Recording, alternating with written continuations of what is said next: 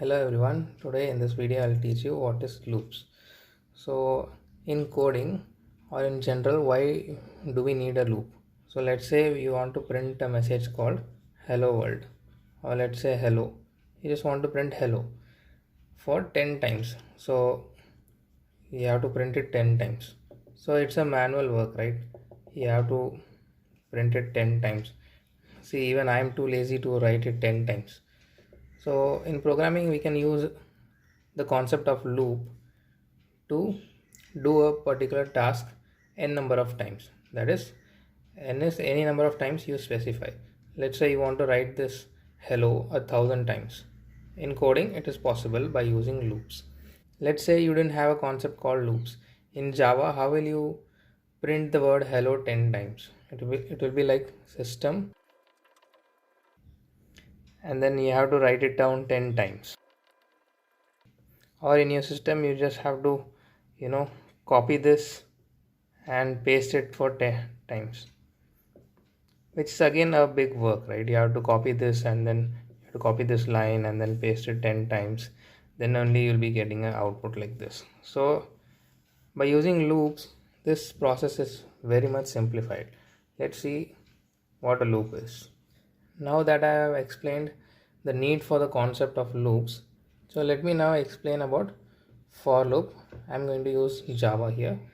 So for is the keyword, so I'm going to write for, and this will have three parts. So each part will be separated by a semicolon. This is part number 1, 2 and 3. This is called initialization part. This is called condition, and this part is called updation. So for example, I want to print something for 10 times.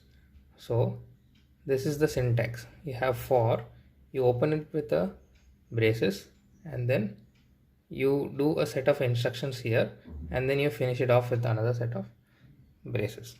The part inside these two braces is called the body, and here we are going to write the statement which we want to print 10 times.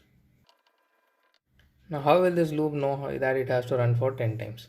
So first I'm going to declare a variable of type int. I'm going to call it I.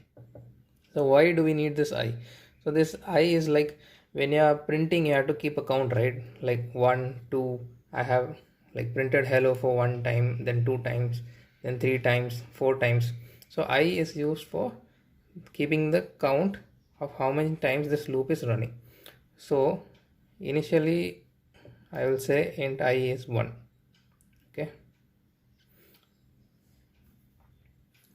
so this is the first time the loop will run. Let me first write it down and then I'll explain. So I'm going to tell int I equal to 1. I will say I is less than equal to 10. 10 is the number of times you want to run the loop, and then I'll say I plus plus. So what is the meaning of this? When this for loop runs, this part gets executed first. That is, the initialization part gets executed first. So now I will be initialized as 1. Next it goes to the condition part. So this is the second thing which is going to execute. So it will check if I is less than 10. In this case, yes, I is 1 and 1 is definitely less than 10. So this condition will pass. So now it will not go to the updation part, it will go to the body, and it will execute whatever content is left inside the body. So that is this print statement. So the output will be hello. Now after this body has been executed, so this is the third thing which comes into execution. Initialization is first, then the condition is checked. If it is true, only if it is true, it will go inside the body and execute. This is the third in line, and now it goes to the updation part. So this is the thing which is executed fourth. So it says I plus plus. What was I? I was 1. Now I plus plus, I is now 2. So now again it will go to the condition part. Now it will check if 2 is less than 10. Again it is true. So it is, since it is true, it will go inside the body. It will print hello. It will go to the updation part, it will say I plus plus, I plus plus of 2, I will become 3. Again the condition is checked. Again it goes to the body because it is true, 3 is less than 10. Now it prints hello. It again goes to the updation part, it becomes 4. It prints, it will become 5. Again it is true, it will print 6, 7, 8, 9.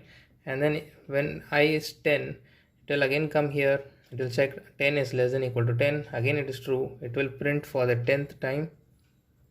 Okay, now again it will go to the I plus plus, I will become 11.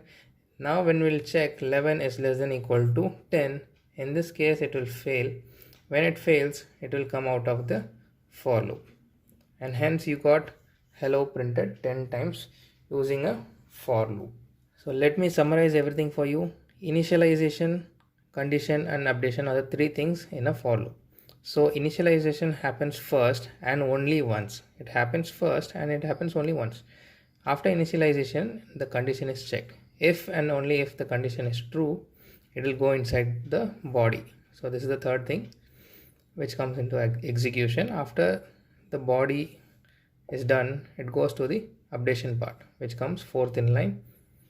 After updation, it will go and check. After we have updated, it is going to check whether it is still under the condition which is given. If it is true, it will come to the body, it will go updation, it will check body, check, update, check. If it fails, it comes out of the for loop. So if you learned something from this video, please leave a like and consider subscribing to my channel. Thank you.